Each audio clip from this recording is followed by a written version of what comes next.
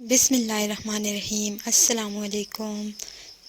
सर्दियों की ख़ास सौगात। कुछ ड्राई फ्रूट्स ऐसे होते हैं जो सर्दियों में बहुत ज़्यादा पसंद किए जाते हैं, शौक़ से खाए जाते हैं, तो रेवड़ी भी उनमें से एक है। तो आज मैं लेके आई हूँ रेवड़ी की रेसिपी।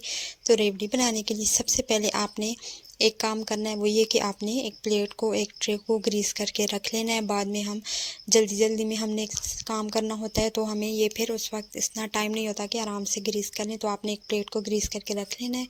उसके बाद 1 कप तिल लिए हैं मैंने रेवड़ी बनाने के लिए। कि तिलों को आपने अच्छे से साफ़ कर लेना है, क्योंकि बाज़ार में ये धूल वगैरह इन पे पड़ती है, तो आपने अच्छे से साफ़ कपड़े से इनको साफ़ कर लेना है। इनको हमने एक पैन में डाल के 2 मिनट के लिए फ्राई कर लेंगे। 2 मिनट फ्राई करने के बाद मैंने इनको निकाल लिया है अलग से प्लेट में। अब इसी पैन में हमने शीरा तैयार करना है। तो चीनी से हम रेवड़ी बना रहे हैं, तो चीनी मैंने ली है 1 कप। इसमें मैंने डाला है 3 से 4 टेबलस्पून वाटर, और इसको हमने पकाना है अब हल्की आंच पे।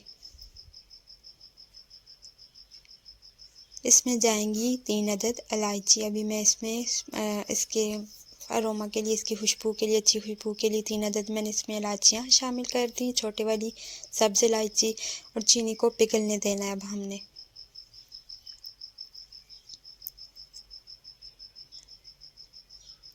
तो आहिस्ता आहिस्ता से चीनी जो है वो मेल्ट हो रही है। अब इस टाइम पे आपने इसमें मैंने यूज़ किए 3 टेबलस्पून विनेगर, यानी कि सिरका। आप इसकी जगह, अगर आपके पास सिरका ना हो, तो आप 3 चम्मच भर के लेमन जूस के भी ऐड कर सकते हैं। लेकिन इन दोनों में से आपने कोई एक चीज़ ज़रूर ऐड करनी है, ताकि ये हम इसलिए ऐड करते हैं कि हमारी जो इस टाइम पे चीनी में क्रिस्टल्स बन जाते हैं वो ना बने।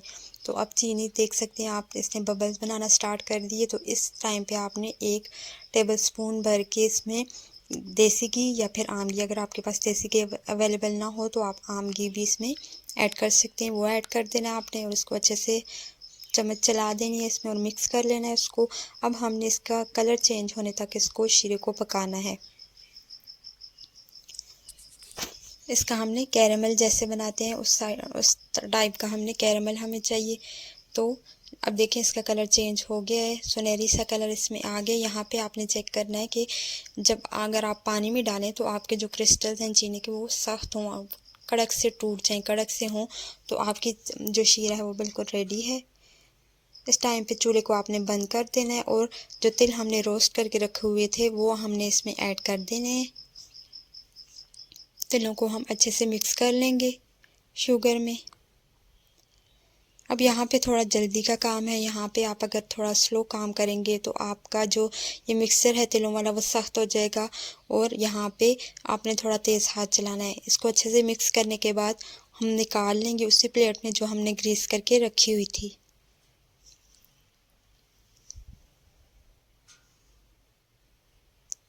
सारा मिक्सर हम इस प्लेट में निकाल लेंगे। इस प्लेट को इसलिए ग्रीस किया जाता है ताकि जब हम इसमें ये मिक्सर डालें तो ये इसके साथ स्टिक ना हो।